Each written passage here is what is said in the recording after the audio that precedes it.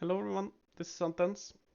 I'm doing a bit of an update video about the Infernal Shade Lich, and more specifically talking about the progression of it, what you need to get in order to make it feel good, to make it pop, I guess. Haha.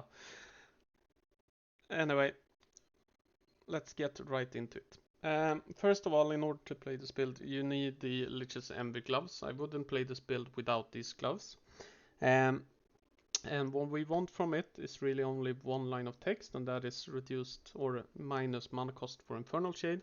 This is flat mana, which means that no matter what multipliers we have on the tree, it won't matter if the base cost is 0, right? Because if this costs 0, even if it's time um, 1.7, still 0. 0 times 1.7, still 0, right? Um, so that's the first thing. Also, another thing I would want to get before I pivot to this build is a catalyst, and more specifically, a crystal skull with a good roll on the flat spell crit. We are a crit build, we need to get our flat crit up. However, due to the fact that Infernal Shade has this node, where we get 8 base flat crit, we don't actually need that much increased critical chance if we have a lot of flat. So this helps a ton. So at a base, Infernal Shade has 5% flat, plus 6 if we get a good roll on this, and then plus 8. So we have a ton of flat critical strike chance. Right, we have 19%. Which means we don't need that much increased critical chance to crit cap. Secondly, while we're talking about the skill, in order to even make this build function, you need this node. I've had a couple of people message me saying the build doesn't work. Why doesn't it work? I don't get it. Yada yada. So you need this node, right? And without this node, the actual explosion, naturally, the build doesn't do anything. Um, so it's not a build that you can really level with, and not in a good way at least. And then after this, when we have our Lich's Envy and when we have our Crystal Skull, we can more or less pivot into the build. However, in order to make it feel good and be playable while mapping, we want to get a Cycle of Putrescence. At least one. And the reason for this is if you don't have this and you don't have these passive zombies spawning, you are entirely a cooldown build, right? You can only do damage when you summon your zombies and when you explode them. With this, we have more continuous damage because we have a steady flow of zombies spawning. So let's talk a little bit about the zombie tree and the important things here.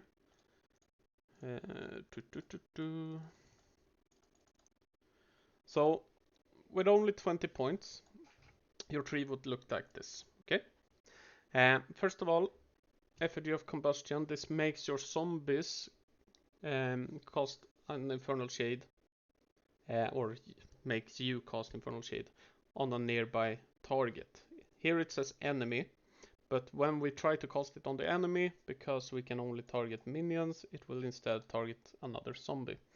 After that, we have maggots. This makes more minions for us to use as ammo. If you watched the earlier video, you know minions are ammo, also friends, but mostly ammo. So that's how it starts to cycle. And then Mark for Death is just an insanely strong curse. Minus 25% to all resistances. This is a 25 more multi. Because if you didn't know, every pen, every reduced resistance is a more multi in Lost Epoch.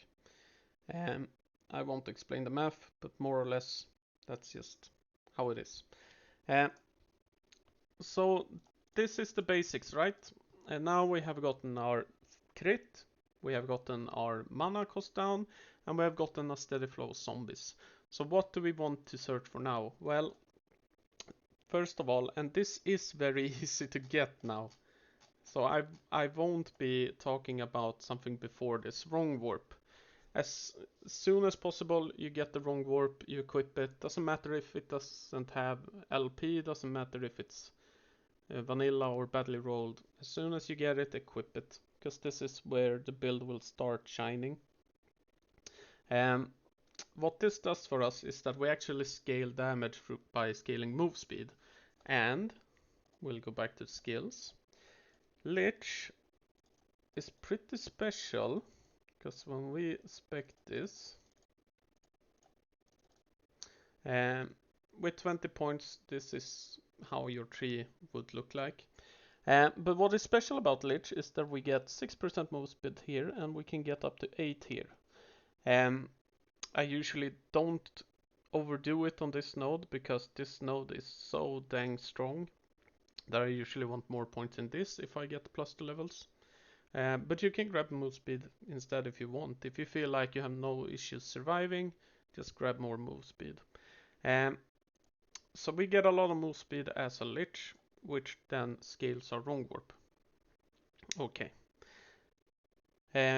So that's where we get most of our increased damage, really. It's from this and it's from intelligence.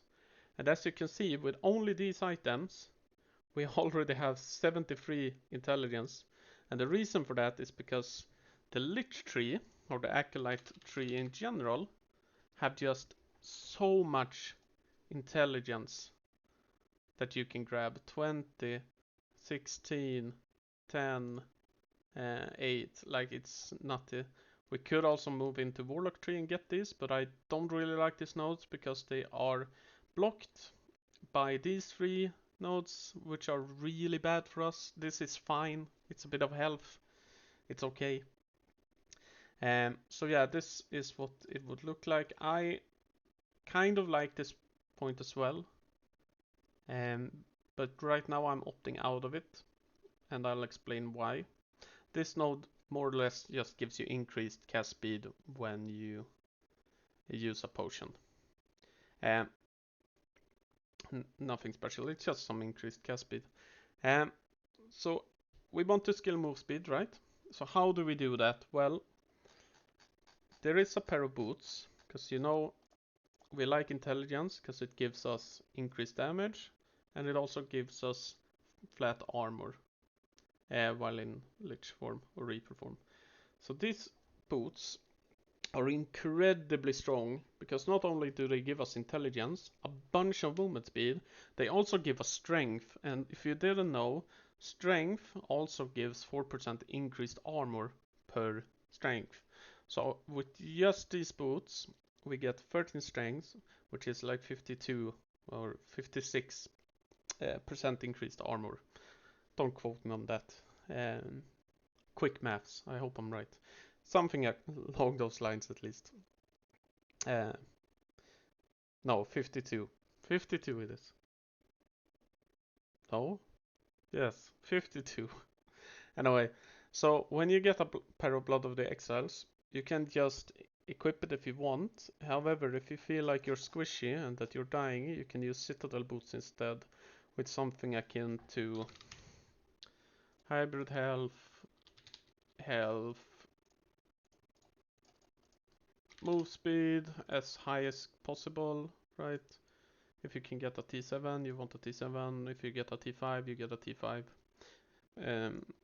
And then this last one could either be intelligence or it could be strength. I would go for intelligence though, even though strength would technically give you a bit better defenses due to getting a multiplier on the flat armor from the Lich tree. But yeah, we ideally want to get our Blood of the Exiles, and even more ideally, we want to get it with move speed. Now, some of you might have seen the old planner, because there's an experimental affix that is called minion transport with traversal skills. This is super important for the flow of the build later on. So I am kind of on the fence about maybe this is the way that you start by getting the traversal skill. However, due to the fact that there's another option for us now, we can actually do this. So there's a new champ affix that also have the minion transport. So if you want, and you want the move speed, right? And you feel like, I don't want the minion transport on my boots, I can't find the experimental affix. If you do find a ring with the transport, you can instead use that one. Some of you might have seen that on my planner I used 2 cycle putrescences. I have changed my mind about this a lot, and there will be a surprise later on for y'all where I'll go more into detail on that, but just know that more or less we use 1 now, so the other ring slot is flex. And you can flex either the champ affix or you can flex any unique you find that is good. Things worth mentioning is Flames of Midnight, which gives you swiftness, a bunch of move speed, as well as Pen. As we talked about before with the resistance, Pen is a direct multiplier, so it's super strong, really good. You could also use a Red Ring of Tlaria if you get one, but if we are talking of progress, you probably don't have one. But if you do lying around, you can use it. It also gives move speed, gives great stats, really good option all around. Or you could also use double cycle. This is also fine. Adding on to that, a huge chunk of our damage comes from our relic. And when you're starting out, you might use something like a Damsel for the increased, or you could use something like Cursed Bones for the fire resistance, or whatever relic you find, really. There aren't that many good ones. This is pretty good because poison resistance, but whatever you find. The important part about this is really that we want a level of Infernal Shade as high as possible. And we'll talk about that a bit more in depth now.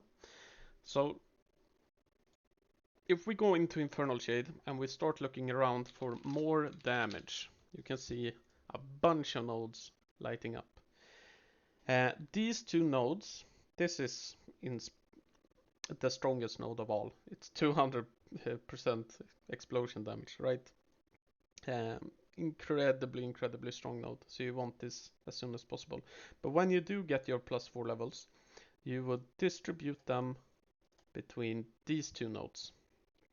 Because if you didn't see, this is 20% more damage per node, and this is, now I can't remember, what is this? It's 18. So 20% and 18. So huge multipliers.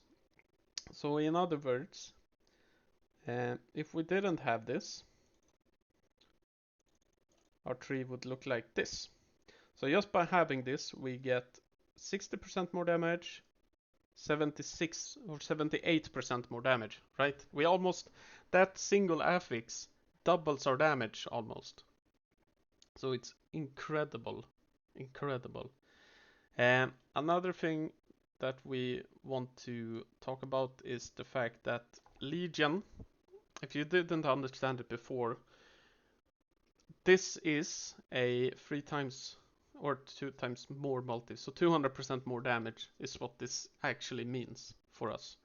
Except it's a bit more because we increase frequency with hits, which helps, for example, armor shred or fire pen or fire resistance shred.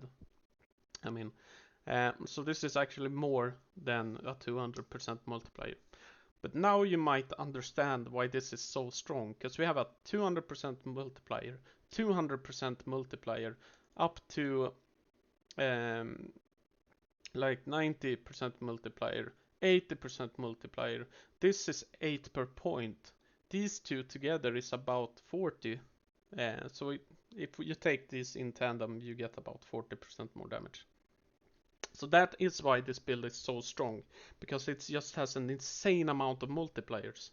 And if we didn't use the gloves, right, we wouldn't be able to sustain the mana for Legion, which means we would do 1/3 of the damage.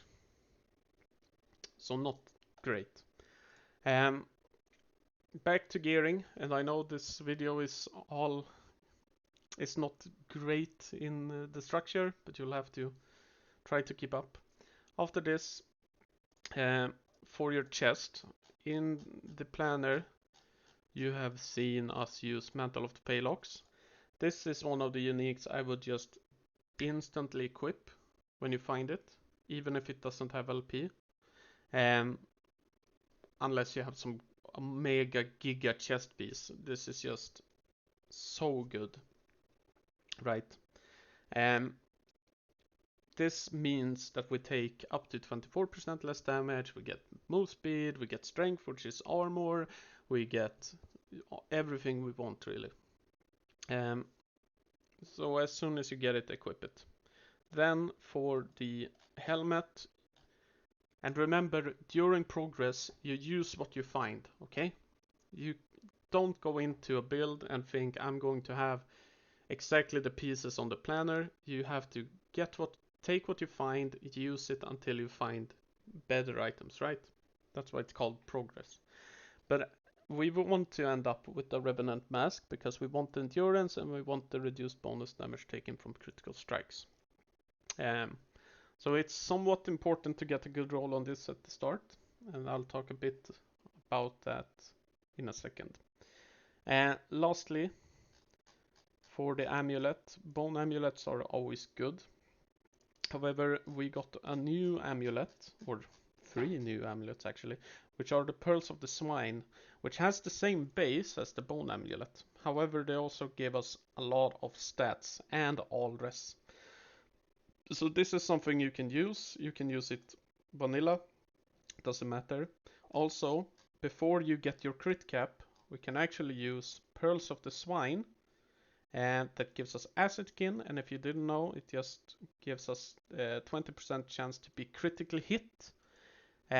So before you crit cap, you can use Pearls of the Swine in conjunction with Transplant, and now this won't be super consistent. But we can have Bone Curse on arrival. So let's say you're running around and you're transplanting every here and there. You can apply Bone Curse on things. It's very consistent bosses because you just run up to the boss and you transplant, and you most likely will hit them, and then you get the 20% chance to be critically struck on them. So this is an option before you get crit capped. It's a super strong amulet all around.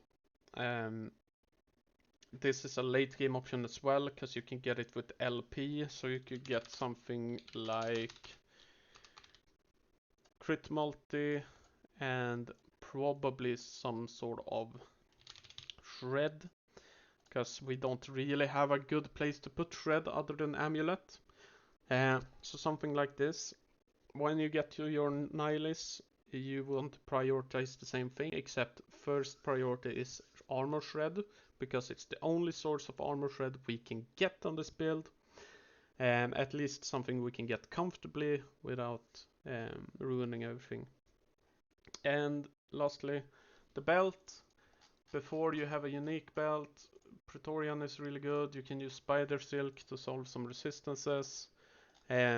Whatever you find, really. What is important about this is that we get it with some sort of health. You might not have hybrid health, maybe only have percent health and flat health, doesn't matter. Get some sort of life on it. Or if you really need it, you can use these affixes to solve your resistances as well. So you can get void res, physical res, whatever you might need. Because already you can see that our res is kind of scuffed. And there's a reason for it. For example, lightning res is one of the things we will solve by using a blessing. So you generally, if you get lightning res on a piece, on an armor piece, just know that you will likely replace it because you will be getting the blessing instead. The reason why we get this blessing is because there's only one other good blessing, and that's increased stun chance, which is good. It's a good blessing. But due to the fact that we get to solve one of our resistances when we have such a difficult time finding resistance, for me it's obvious that we take the lightning res. Further on resistances, and I know it's all over the place, we can use our catalyst to get void and cold. That means spider silk sash becomes a bit worse, but if we look at it now, all of a sudden our cold resistance is looking okay. Let's look at the average. It's okay. Lightning is capped because we have the blessing. Poison is fine due to the amulet. So when you change this, your poison res will go way down. But for now it's fine. Void res looking kind of scuffed. And fire resistance is just not here. Right. So what you want to do is when you get either a cycle putrescence with LP or you get some kind of ring, let's just say we get an opal. Here we need to have physical res generally. Obviously you can switch reses around as you'd like, as you see fit. But I usually take physical res on my ring, which means we now have solved res.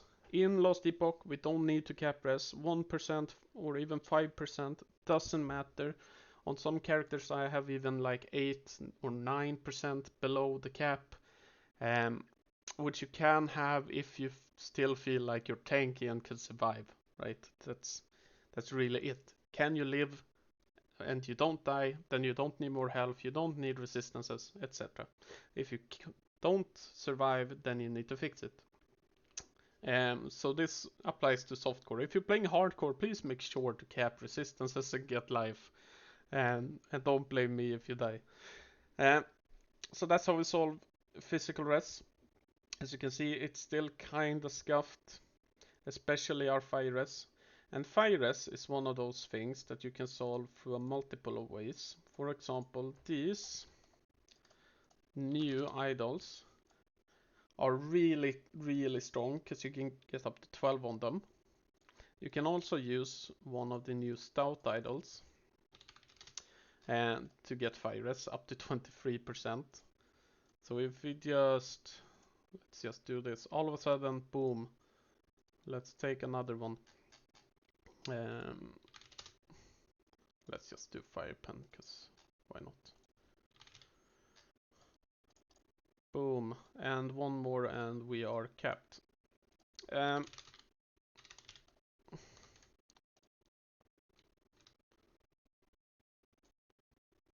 not a good streamer, am I?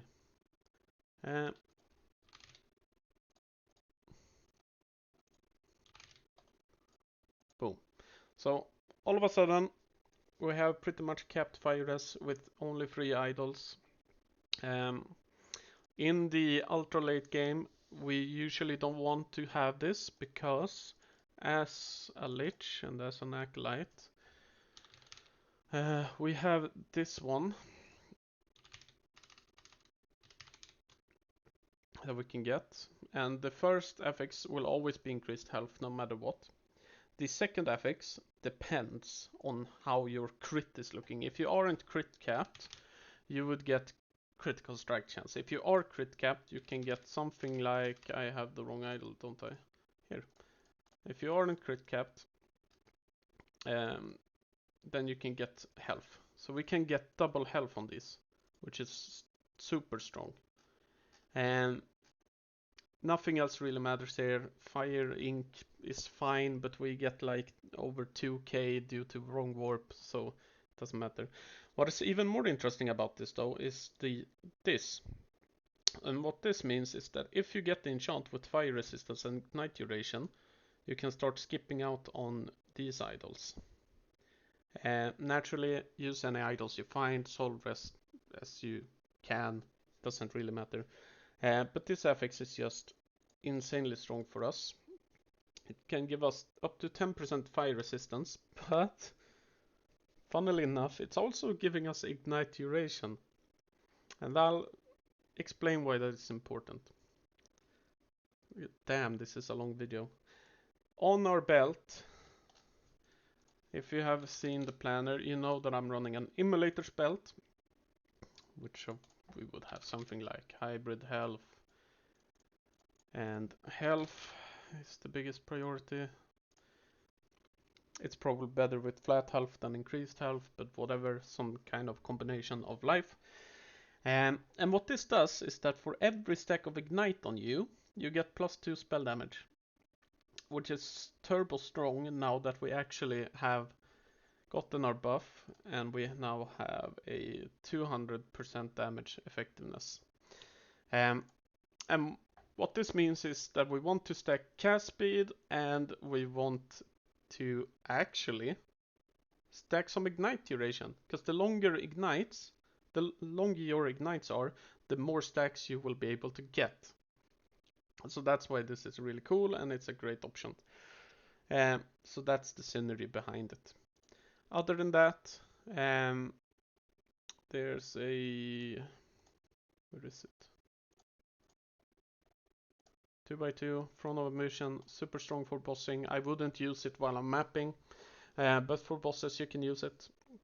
So you need to plan out your idols yourself, so you can switch it in and out. Anyway, so this is the basics, really. I don't think there's anything else here. Personally, I've opted to go for a T7 reduced bonus damage taken and armor, because you get so much flat armor from this. You can go for double life here and get reduced bonus damage taken or crit here, but then you would need to combine it with this affix, which is also fine. It would mean you would need to find other ways to fix fire res, and you would have a little bit less damage, but instead you might get a lot more tanky. That's the trade-off. And I think that's everything. I don't think a lot of people would have listened this long. But that's about it. Do I have anything else important to talk about? Oh, blessings, right? Blessings are really cool for us. Because, for example, if we get a perfect roll here, all of a sudden we have even overcapped res. Which does make sense, because when we remove it, the Pearls of the Swine, which gives us all res, it's not looking as good anymore. So we want to have this because we want to prep for our Nihilus, which doesn't have the base of the Pearls of the Swine, which is up to 40% physical res. So that's why we need it. Here, crit strike multi is what I've opted for. If you're feeling like paper, you can go for more health. If you don't have crit capped, you can go for critical strike chance until you get crit capped and then switch to either multi or health. Here I go for shred fire resistance. This is the only source of fire resistance shred we can get.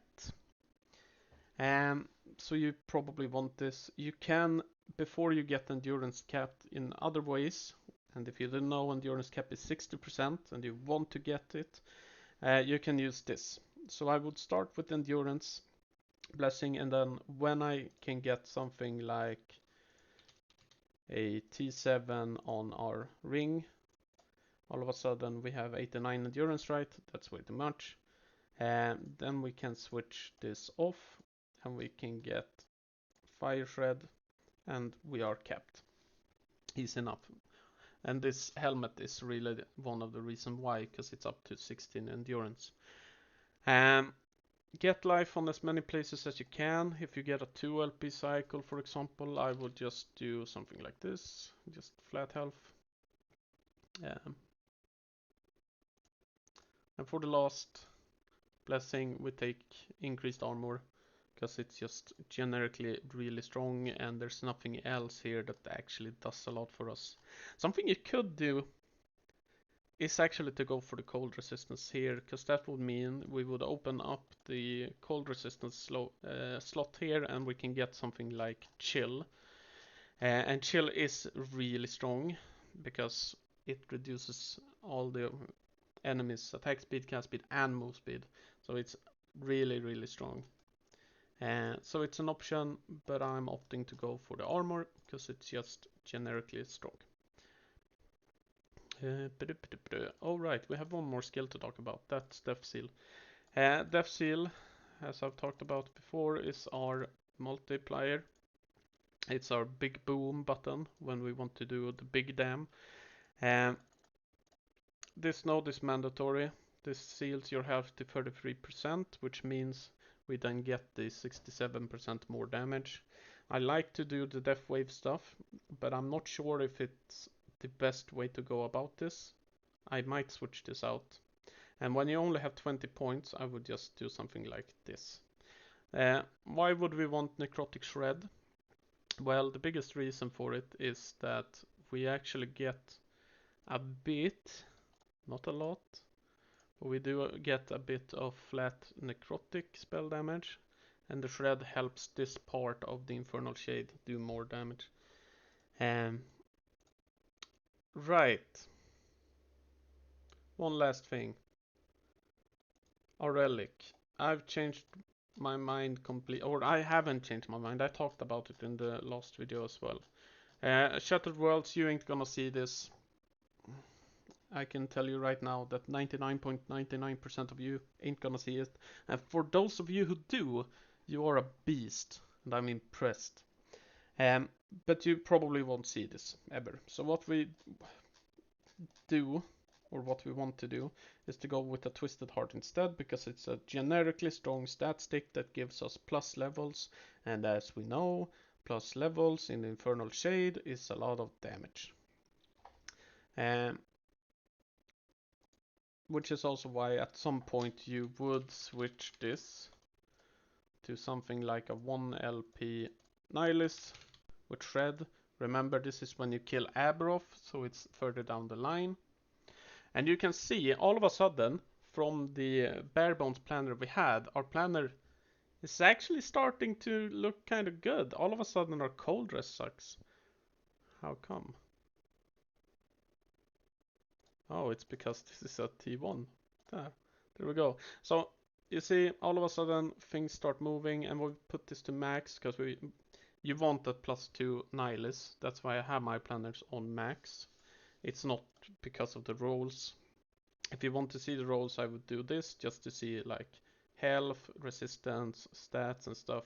And then when we do the planners, we need to do this. So here we get another 16% more damage due to Nihilist. We get either more armor or more move speed, or we can get some increased damage, whatever you feel like. I usually like armor. You could also go for something like this, so you can use Reap and Transplant in conjunction with each other. But the new champion mobs are kind of strong, so we do this. For the zombie, we just do more summoning speed, so it gets more fluent. For transplant in general, we want to do bone armor, we want to summon a minion so we have ammo, and we want the fear, super strong nodes. And then the rest of the nodes, I don't know, some random stuff, whatever you feel like. And then here on Death Seal, now that we have +3, all of a sudden we can do this. And the reason why this is strong is because when we're in human form, when we're not in Reaper form, we can then take advantage of the Twisted Heart of Yukeiro's ward stacking. So we can do it in Reaper form when we're out of Death Seal, because while we're in Death Seal we can't have ward. So while we're not in Death Seal, we can stack a bunch of ward, and then when we activate Death Seal, we get a bunch of armor. So that's really good. This also, the more ward you have, the higher chance to shred. My throat is hurting. So I think that's pretty much it, right? Um, I hope this helps. It's been a long one. Um,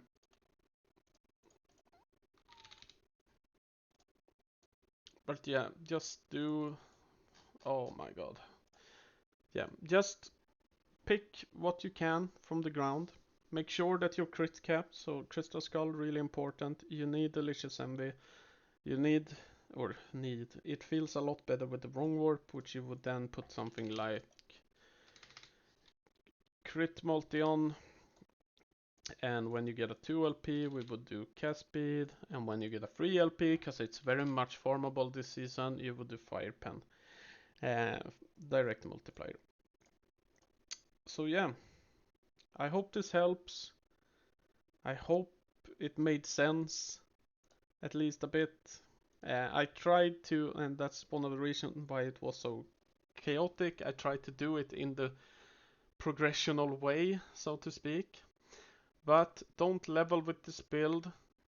Only pivot to this build after you get the essential pieces, namely Crystal Skull, Lich's Envy, and hopefully a Cycle of Putrescence.